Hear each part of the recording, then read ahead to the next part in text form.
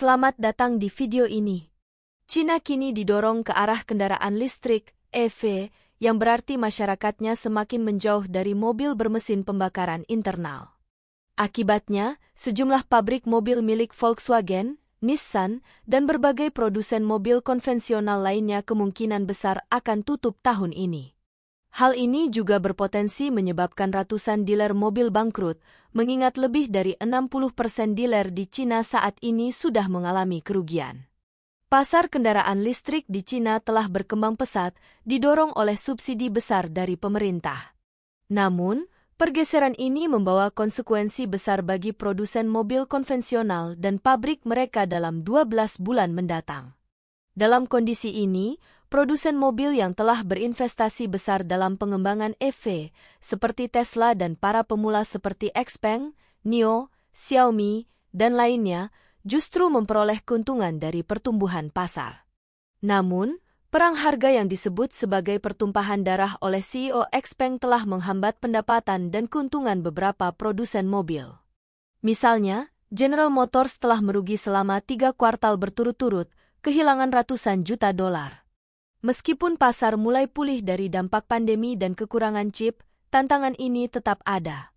Sebagai gambaran, pada tahun lalu, Cina mengirimkan sekitar 31 juta kendaraan.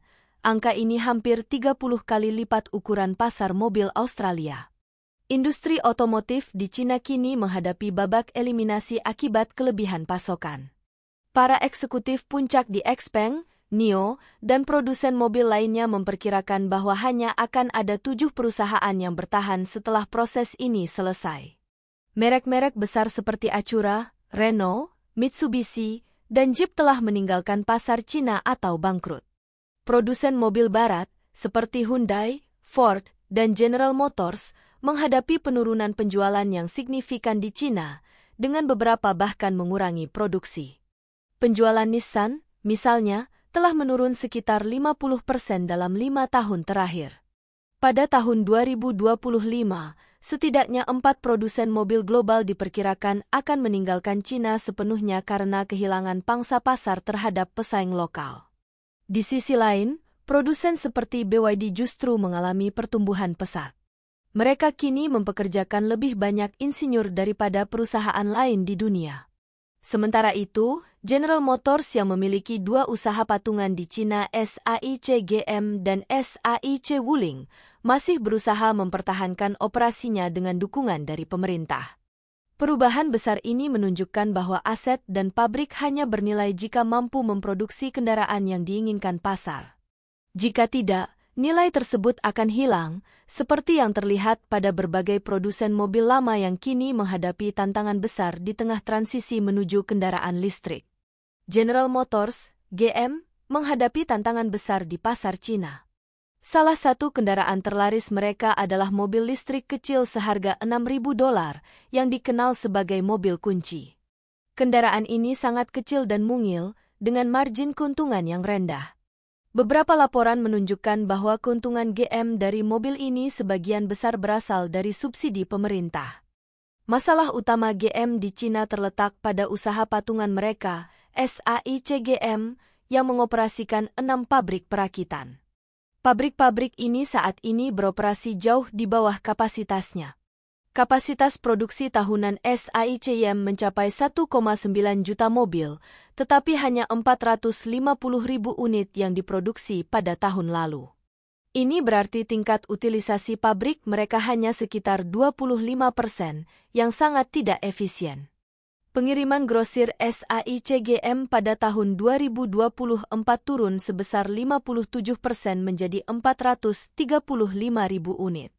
Ini menandakan penurunan penjualan yang jauh lebih parah dibandingkan rata-rata penurunan GM di Cina, yang hanya sebesar 14%. Penurunan yang lebih tajam ini disebabkan oleh fokus SAIC-GM pada kendaraan ukuran penuh, yang mencatat penurunan penjualan hingga 57%.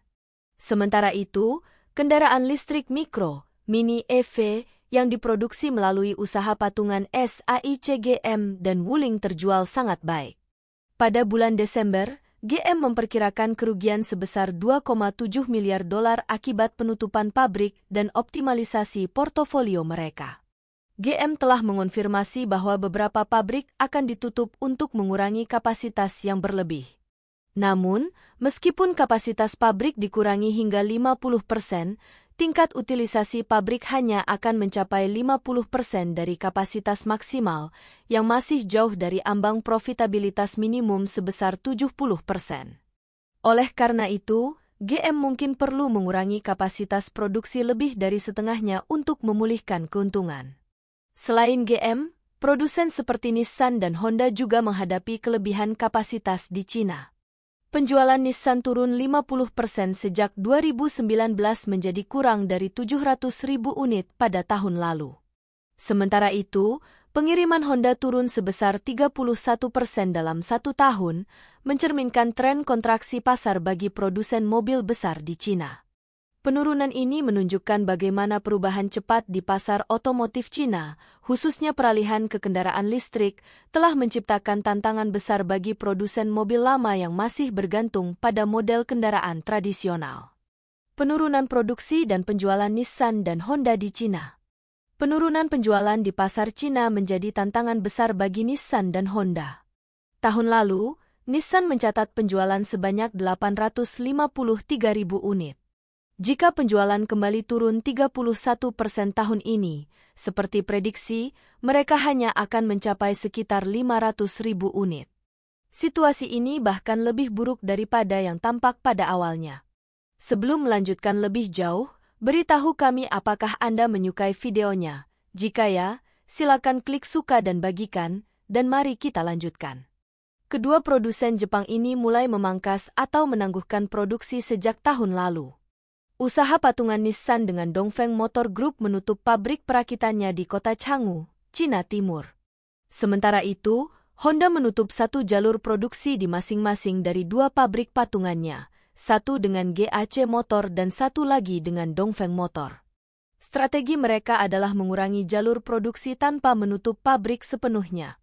Langkah ini bertujuan untuk menjaga citra dan menghindari tekanan dari pemerintah daerah yang sering memberikan insentif besar untuk pembangunan pabrik.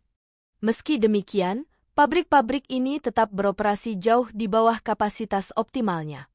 Kapasitas produksi tahunan kedua perusahaan tetap pada 1,5 juta unit, tetapi penjualan mereka bahkan tidak mencapai setengah dari jumlah itu, dan kemungkinan akan terus menurun hingga 2025. Nissan dan Honda kini sedang mempertimbangkan pengintegrasian operasi, termasuk kemungkinan merger penuh. Langkah ini dapat mempercepat pengurangan kapasitas produksi mereka di Cina, dengan banyak pabrik yang diperkirakan akan tutup pada 2025, baik di Cina maupun di luar Cina. Kondisi grup Volkswagen di Cina. Volkswagen, produsen mobil asing terbesar di Cina, juga menghadapi masalah kelebihan kapasitas. Perusahaan ini mengoperasikan 3 usaha patungan besar di negara tersebut, yaitu usaha patungan dengan SAIC Motor Group, usaha patungan dengan FAW Group, kemitraan baru dengan JAC Group meski produksi penuhnya belum dimulai. Jika digabungkan, 2 usaha patungan besar Volkswagen, SAIC dan FAW, memiliki kapasitas produksi lebih dari 5 juta kendaraan per tahun. Namun, angka tersebut belum termasuk kapasitas dari kemitraan baru mereka dengan JAC dan kemitraan lain dengan XPeng. Struktur usaha patungan Volkswagen di Cina sangat kompleks. Dengan 5 kemitraan utama, banyak yang menganggap pendekatan ini tidak efisien dan terlalu rumit. Keputusan ini menciptakan tantangan tambahan dalam pengelolaan operasional dan mempersulit respons terhadap penurunan penjualan. Kelebihan kapasitas di tengah penurunan pasar. Di tengah penurunan permintaan untuk kendaraan berbahan bakar fosil dan pergeseran ke mobil listrik, produsen mobil seperti Nissan, Honda, dan Volkswagen harus menghadapi realitas kelebihan kapasitas. Mereka memproduksi jauh di bawah kapasitas pabrik yang mengurangi efisiensi dan profitabilitas. Situasi ini menjadi cerminan bagaimana pasar otomotif Cina, yang dulu merupakan sumber pertumbuhan besar, kini berubah menjadi medan persaingan yang berat, terutama dengan dominasi produsen lokal dan transisi cepat ke kendaraan listrik. Penurunan penjualan Volkswagen di Cina. Penjualan grup Volkswagen di Cina telah mengalami penurunan selama 4 tahun berturut-turut sejak mencapai rekor tertinggi 4,2 juta unit pada tahun 2019. Pada tahun lalu, pengiriman mereka turun 10% menjadi kurang dari 2,9 juta unit. Meskipun memiliki kapasitas produksi hingga 5 juta unit, penjualan mereka hanya mencapai sekitar 2,9 juta. Dengan tren yang ada, pada tahun 2025, mereka kemungkinan akan kesulitan mencapai 2,5 juta unit, menunjukkan adanya kelebihan kapasitas produksi yang besar.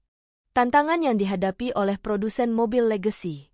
Grup Volkswagen, General Motors, Honda, dan Nissan telah meluncurkan generasi baru kendaraan listrik, EV, di Cina dengan harapan dapat meningkatkan penjualan mereka, tetapi sejauh ini upaya ini tidak berhasil. Penjualan EV baru mereka masih sangat rendah, bahkan jika mereka telah meluncurkan model-model baru yang berbasis pada platform Altium, seperti Cadillac Lyriq dan Optiq, serta Buick Electra 4 dan 5. Meskipun mobil-mobil ini sebenarnya cukup bagus dan memiliki kualitas yang patut dihargai, pengiriman bulanan untuk setiap model hanya beberapa ribu unit. Ini sangat sedikit mengingat pasar otomotif Cina yang sangat besar, yang mencatatkan penjualan hingga 31 juta kendaraan per tahun. Kelemahan mobil legacy di pasar EV Cina. Masalah utama bagi produsen mobil legacy, seperti GM dan merek barat lainnya, adalah bahwa konsumen Cina tidak percaya bahwa mereka dapat membuat EV yang kompetitif. Produk EV dari produsen Cina menawarkan harga yang lebih kompetitif, dengan fitur-fitur yang lebih canggih seperti sistem bantuan pengemudi, baterai yang lebih baik, dan kokpit yang lebih pintar. Desain mobil juga sering lebih menarik dibandingkan produk dari produsen barat. Karena itu, meskipun model-model baru terus diluncurkan, mereka kesulitan untuk bersaing di pasar yang semakin didominasi oleh produsen lokal. Masa depan industri otomotif di Cina. Dengan kondisi yang semakin sulit ini, banyak produsen mobil legacy mungkin tidak punya pilihan selain menutup jalur produksi mereka di Cina. Pada akhirnya, mereka bisa mengikuti jejak merek-merek seperti Jeep dan Mitsubishi yang telah meninggalkan pasar Cina untuk selamanya. Ini mencerminkan tantangan besar yang dihadapi oleh merek-merek besar di tengah dominasi produsen lokal dan peralihan cepat ke kendaraan listrik. Bagaimana pendapat Anda mengenai video ini? Jika Anda punya pendapat, silahkan tuliskan pendapat Anda pada bagian komentarnya. Dan jika Anda suka dengan video ini, silahkan klik like dan subscribe. Dengan begitu kami akan membuat video lainnya untuk Anda semua. Terima kasih dan sekian dulu dan sampai jumpa di video berikutnya.